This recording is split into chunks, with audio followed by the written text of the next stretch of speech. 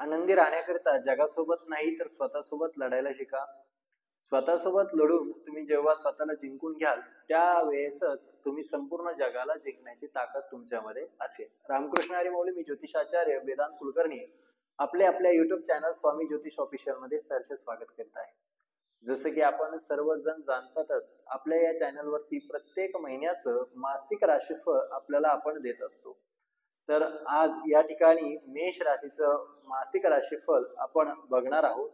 मेष राशीचं मासिक राशीफळ ऑगस्ट महिन्याचं बघत असताना तत्पूर्वी मला तुम्हाला काही गोष्टी बोलायच्या आहेत. तर माझ्याकडे जेवढे काही जातक येत आहेत त्या सर्व जातकांच्या कुंडलीमध्ये जर एखाद्याची मेष राशी निघाली तर त्या मेष राशीची निघाल्यानंतर त्या ठिकाणी तो व्यक्ती बोलत असतानाच खूप जास्त प्रमाणामध्ये नकारात्मक विचार ठेवून नकारात्मक बोलतो. असं का? याच्या मागचं कारण काय? हे बघा, 1995 साली मेष राशीकरिता 7.5 सुरुवात झालेली होती. त्यानंतर आता 30 वर्षांनंतर मेष राशीला या ठिकाणी शनीचं ट्रान्झिट हे 12व्या स्थानामध्ये म्हणजेच 7.5 या ठिकाणी या मेष राशीला सुरू झालेली आहे. तर 7.5 मध्ये होतं काय हो? सर्वप्रथम आपलं जे काही मन आहे, चंद्रमा मनसो जातः, म्हणजे चंद्र हा मनाचा कारक आहे आणि त्या चंद्र राशीपासून ज्यावेळेस 12व्या स्थानामध्ये शनी जातो त्यावेळेस 7.5 सुरुवात होते आणि 7.5 सुरुवात झाल्यानंतर शनी आपल्या चंद्राला जास्त प्रमाणामध्ये त्रास देतो आणि चंद्राला त्रास देत असताना त्या ठिकाणी आपल्याला 7.5 मध्ये आपण म्हणतो की आपल्याला त्रास होतोय.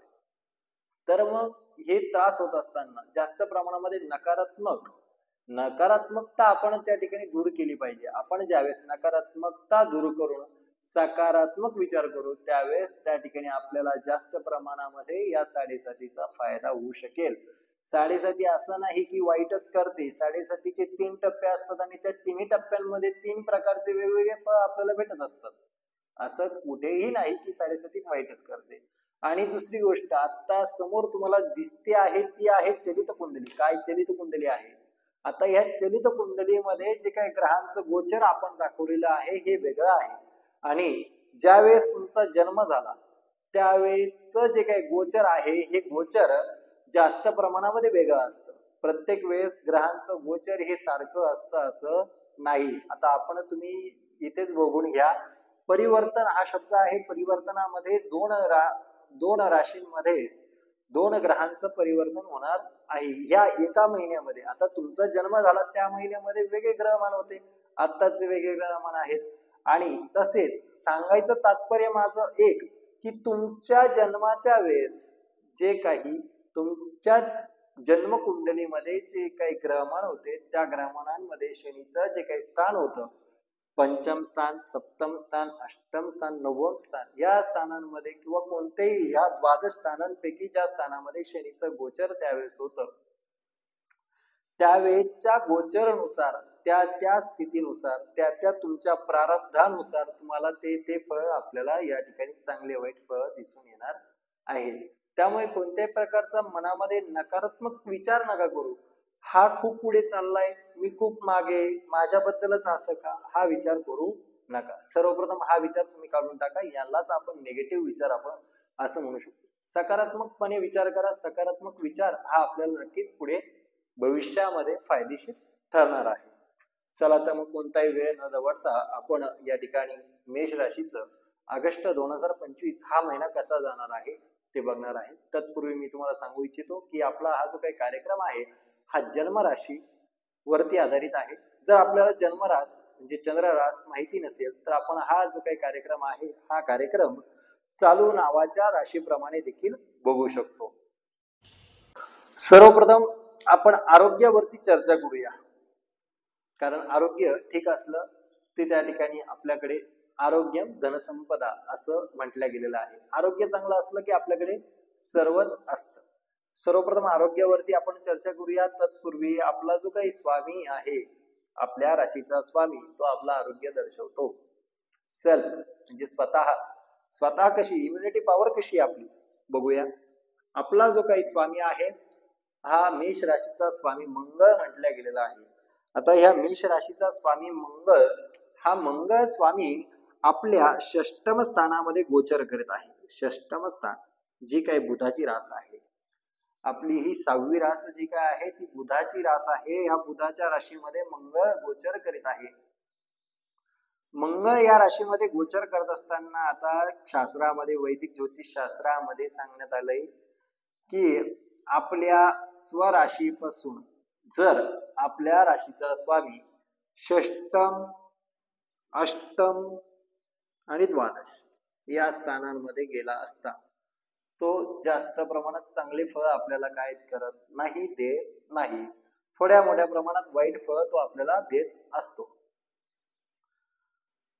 तर आता हा जो काही राशीचा मालक आहे, आपली ही मेष राशीचा जो काही मालक आहे, हा मालक आपल्या षष्टम स्थानामध्ये मेष राशी सॉरी कन्या राशीमध्ये स्थित आहे. कन्या राशी बुधाची रास आहे. हा इथे जास्त प्रमाणात चांगले फळ आपल्याला देऊ इच्छित नाही असे मी सांगू शकतो. मग आता चांगले फळ नाही मग काय होणार आपल्याला, तर जे काही ह्या महिन्यामध्ये ऑगस्ट महिन्यामध्ये कफ, कोल्ड म्हणजे सर्दी खोकला, तसेच मायग्रेन, डोकेदुखी असे छोटे मोठे आजार जे काही आहेत ते आपल्याला सतावतील. आणि कामाचा वर्कलोड पण आपल्यावरती या महिन्यामध्ये जास्त प्रमाणात राहील. शत्रूंचा त्रास देखील या महिन्यामध्ये आपल्याला राहील. कारण जे काही षष्टम स्थान आहे, कुंडलीचं षष्टम स्थान, हे षष्टम स्थान आपल्याला दर्शवतं. काय दर्शवतं तर शत्रू, ऋण, त्यानंतर त्या ठिकाणी आपले रोग, हे 3 गोष्टी या ठिकाणी आपल्याला हे षष्टम स्थान दर्शवत असतं. त्यामुळे या ठिकाणी आपल्याला जर बघायला गेलं तर आरोग्याच्या दृष्टीने हा महिना जेमतेम आपण म्हणता येईल. परंतु यावर आपण काय उपाय करू शकतो? उपाय, प्रत्येक गोष्टीला उपाय आहे. तर मग यावरती आपण उपाय म्हणून करायचं आहे. जर पर्यटनाची आपल्याला जर आवड असेल तर नक्कीच कोणत्या ना कोणत्या दैविक शक्ती उत्पन्न असलेल्या जे काही स्थान आहे, जसं की तिरुपती, तसेच आपलं नाशिक, रामकुंड वगैरे, हे जे काही गंगा, गोदावरी हे जे काही स्थान आहे जिथे आपलं मन मोकळं होईल त्या ठिकाणी आपण जाण्याचा नक्कीच प्रयत्न करायचा आहे. त्याने आपलं जे काही आरोग्य हे देखील सुधारेल आणि आपल्याला पुण्य देखील लाभेल. चला तर मग बघूया आरोग्य झालंय. आता आपल्याला बघायचं आहे अभ्यास. विद्यार्थी दशेतील मंडळी कसा असणार आहे तुम्हाला ऑगस्ट, मेष राशीचे विद्यार्थी मंडळी कसा असणार आहे तुम्हाला ऑगस्ट हा महिना. सर्वप्रथम ऑगस्ट या महिन्यामध्ये आपलं जे काही मेष राशीचं विद्यार्थी मित्र मंडळींनो, तुमच्यासाठी पंचम स्थान हे आपल्या अभ्यासाचं स्थान असतं. पंचम स्थान, हे पंचम स्थान जे काही आहे ते आपल्या अभ्यासाचं आहे. आणि या अभ्यासाच्या स्थानाचा जो काही मालक आहे, आता पंचम स्थानाचा मालक हा आपला 5व्या रास सिंह रास, आणि सिंह राशीचा जो काही मालक आहे हा आपला सूर्य आहे. आणि हा सूर्य चतुर्थ स्थानामध्ये आता सध्या गोचर करत आहे. 17 ऑगस्ट 2025 रोजी हा जो काही सूर्य आहे हा स्वराशी बदलून, आत्ताची जी काही रास आहे त्याची कर्क रास, ही कर्क रास बदलून त्या ठिकाणी पंचम स्थानामध्ये म्हणजेच त्या ठिकाणी स्वराशीमध्ये सिंह राशीमध्ये गोचर करणार आहे. आणि सिंह राशीमध्ये ज्यावेळेस त्या ठिकाणी सूर्य हा गोचर करेल त्यावेळेपासून आपला जो काही अभ्यासाच्या दृष्टीचा जो काही कल आहे हा कल वाढेल. जास्त प्रमाणात आपण अभ्यास कराल. तसेच जे विद्यार्थी दशेतील मंडळी ज्यांना स्पर्धा परीक्षेची तयारी करायची इच्छा आहे, तसेच जे विद्यार्थी स्पर्धा परीक्षेची तयारी करत आहे, अशा व्यक्तींना हा जो काही महिना आहे अत्यंत उत्तम आपल्याला दिसून येत आहे. स्पर्धा परीक्षा आपण जर एखादी देत असाल तर त्यामध्ये आपल्याला यश या महिन्यात नक्कीच संपादन करण्यास मिळेल. पुढे आपण बघूया लव्ह रिलेशन. आता हे लव्ह रिलेशनचं स्थान कोणतं आहे? कुंडलीमध्ये प्रत्येक स्थानाला ज्याचं त्याचं महत्व आहे. त्याच्यामध्ये पंचम स्थान हे लव्ह रिलेशन साठी देखील दाखवल्या जातं. ते पंचम स्थानामध्ये केतू आहे. सध्या पंचम स्थानामध्ये काय आहे? केतू. आता हा केतू काय करतो? केतू आपल्या वैदिक ज्योतिषशास्त्रामध्ये डिटॅचमेंटचं कारक आहे. डिटॅचमेंट म्हणजे अलगाव, असंतुष्टता. आता या ठिकाणी हा केतू या ठिकाणी असल्या कारणास्तव आपण आपल्या पार्टनर बद्दल अलगाव जास्त प्रमाणात फील कराल. पार्टनर बद्दल अलगाव फील करून त्या ठिकाणी आपण कोणत्या छोट्या ना मोठ्या गोष्टींमधून पार्टनरला दोष देण्याचं कारण बनाल. जास्त प्रमाणामध्ये आपल्यात समज गैरसमज वाढत जातील. परंतु असे असले तरी देखील आपलं जे काही 17 ऑगस्ट नंतर त्या ठिकाणी सूर्य हा स्वराशीमध्ये पंचम स्थानामध्ये येणार आहे. त्यामुळे काय होईल की आपलं जे काही लव्ह रिलेशनचं स्थान आहे ते अत्यंत घट्ट होईल. त्यामुळे जे काही गैरसमज झालेले असेल ते गैरसमज परिपूर्णपणे 17 ऑगस्ट 2025 नंतर सॉल्व्ह होतील असं आपल्याला या ठिकाणी दिसत आहे. त्यानंतर आपण बघूया मॅरिड लाईफ, वैवाहिक स्थिती. आता ही जी काही मॅरिड लाईफ आहे या मॅरिड लाईफचं जे काही स्थान आहे हे आपल्याला ज्योतिषशास्त्रामध्ये सप्तम स्थान सांगितलेलं गेलेलं आहे. कोणतं स्थान? सप्तम स्थान. आता या सप्तम स्थानाचा मालक, सप्तम स्थानात 7वी राशी उदित होत आहे. या 7व्या राशीचा म्हणजे तुळ राशीचा मालक जो काय आहे हा शुक्र आहे आणि शुक्र तुमच्या तृतीय स्थानामध्ये गोचर करत आहे. तृतीय स्थानामध्ये गोचर करत असलेला हा शुक्र जो काय आहे हा आपल्याला विशिष्ट असे समज गैरसमज आपल्यामध्ये रिलेशन मध्ये वैवाहिक स्थितीमध्ये उत्पन्न करू शकेल. परंतु असे असले तरी देखील कितीही वादविवाद असले तरी देखील 21 ऑगस्ट, नोट डाऊन दिस डेट, 21 ऑगस्ट नंतर शुक्राचं जे काही राशी परिवर्तन आपल्याला या ठिकाणी बघायला भेटेल. ते राशी परिवर्तन आपल्याला कर्क राशीमध्ये बघायला भेटणार आहे. कर्क राशीमध्ये ज्यावेळेस शुक्राचं भ्रमण होईल त्यावेळेस त्या ठिकाणी आपला पार्टनर, आपले पती किंवा आपली पत्नी ही मातृतुल्य जे आईसारखं प्रेम करायला आपल्याला त्या ठिकाणी मिळेल. आपली पत्नी आपल्यावरती आई जसं प्रेम करते तशा प्रकारचं प्रेम करेल. कारण तो जो काही शुक्र आहे हा तृतीय स्थानामधून मातृस्थान, आपलं जे काही घराचं स्थान आहे मातृस्थान देखील याला म्हटलं जातं. या मातृस्थानामध्ये ज्यावेळेस त्या ठिकाणी शुक्र गोचर करेल त्यावेळेस आपली पती पत्नींमध्ये जे काही संवाद आहे ते मधुर होतील. तसेच त्या एकमेकांची जास्त प्रमाणामध्ये काळजी देखील घेतील. परंतु कधी? 21 ऑगस्ट नंतर. तत्पूर्वी जर गैरसमज असेल तर ते गैरसमज त्या ठिकाणी वाढत जाण्यासारखं थोड्या प्रमाणात राहील.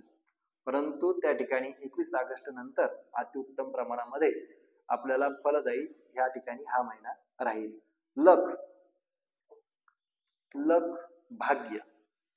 आता भाग्यस्थान जे काय आहे आपल्या कुंडलीमध्ये, चलित कुंडलीमध्ये, तसेच जी काही आपली जन्मकुंडली आहे त्या जन्मकुंडलीमध्ये चलित कुंडलीमध्ये भाग्यस्थान हे 9वं स्थान सांगितले गेलेलं आहे. आता हे 9वं स्थान, आता या 9वं स्थानाचा मालक आपल्याला बघावा लागेल. तो आता तृतीय स्थानामध्ये आहे. तृतीय स्थानामध्ये 9वं स्थानाचा मालक ज्या ठिकाणी ज्यावेळेस असतो त्यावेळेस त्याची जी काही दृष्टी आहे ती पूर्ण दृष्टी त्या 9वं स्थानावरती असते. 9वं स्थानावरती पूर्ण दृष्टी असल्यामुळे आपल्याला असं संबोधतोय मी की आपलं जे काही भाग्य आहे ते भाग्य अति उज्ज्वल प्रमाणात आहे. कोणत्याही प्रकारचा आपल्याला त्रास आपल्याला होणार नाही. भाग्य उजळ आहे. तसेच आपण जर बघायला गेलं आपल्याला एखादा नवीन व्यवसाय, जसं करिअर, दशम स्थान, करिअरचं स्थान. कोणतं? दशम स्थान करिअरचं स्थान आहे. या दशम स्थानाचा मालक आपला द्वादश स्थानामध्ये गेलेला आहे. तसेच आता आपल्याला जर एखादा व्यवसाय उभा करायचा असेल तर आपण म्हणू शकतो की 17 ऑगस्ट नंतर जर करायचा विचार केला तर अतिउत्तम. 17 ऑगस्ट नंतर त्या ठिकाणी आपल्याला जो काही व्यवसाय आहे त्या व्यवसायामध्ये यश प्राप्ती होईल. याचं कारण असं की सूर्यदेव ज्यावेळेस पंचम स्थानामध्ये गोचर करतील त्यांची सप्तम दृष्टी ही लाभस्थानाकडे असेल आणि लाभस्थानाकडे सप्तम दृष्टी असल्यानंतर आपल्याला लाभ हा जास्त प्रमाणामध्ये या ठिकाणी होऊ संभवतो. त्यामुळे करिअरच्या बाबतीत तसेच लक, भाग्याच्या बाबतीत हा महिना अत्यंत उत्तम आहे. असो, आपण या ठिकाणी उपाय काय करू शकतो?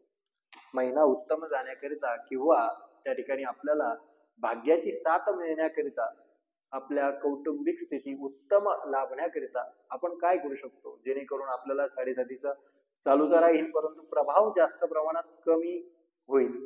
याकरिता प्रत्येकाने मेष राशीच्या प्रत्येक जातकाने किमान शनिवारच्या दिवशी तरी मुंजाची म्हणजेच पिंपळाची सेवा करावी. त्याने शनीचा प्रभाव कमी होईल. जमल्यास प्रत्येक दिवशी रात्रीच्या वेळेस किंवा सकाळी इव्हिनिंग किंवा मॉर्निंगला एक तांब्यावर पाणी घ्यावं, त्यामध्ये काळी तीळ टाकावी आणि ते काळी तीळचं पाणी भगवंताच्या शिवशंकराच्या अंगावरती जे लिंगावरती वाहून यावं. तिथे बसावं. ओम सांब सदा शिवाय नमः किंवा ओम प्राम प्रीम प्रोम सह शनिश्चराय नमः या मंत्राचा 108 वेळेस माळेने जाप करावा. त्याने आपल्याला जास्तीत जास्त प्रमाणामध्ये फरक जाणवेल. तसेच जमल्यास शनिवारच्या दिवशी मारुतीच्या मंदिरामध्ये जाऊन रुईच्या फुलाची माळ घालावी. तसेच ते असलेले जे काही गोरगरीब लोक असतील त्या गोरगरिबांना त्या ठिकाणी दान धर्म पुण्य करावं. त्यांचं पोट भरेल अशा पद्धतीचा एक वडापाव किंवा जे काही तुम्हाला देऊ इच्छिता ते तुम्ही त्यांना द्यावं. पैसे कोणालाही द्यायचे नाही. जे काही गोरगरीब असेल त्यांना पैसे देऊ नका, तुम्ही त्यांना आर्थिक मदत करू नका, परंतु त्यांच्या पोटाला त्या ठिकाणी पुरवा. तसेच जे काही रेणुका माता आहे, रेणुका मातेच्या मंदिरामध्ये जाऊन त्या ठिकाणी थोड्या प्रमाणामध्ये 100 ग्रॅम आपलं पौर्णिमेच्या दिवशी 100 ग्रॅम कुंकू हळद ठेवून यावं. याने आपल्याला नक्कीच भरभराट ही होणारच आहे. रामकृष्ण हरी माऊली.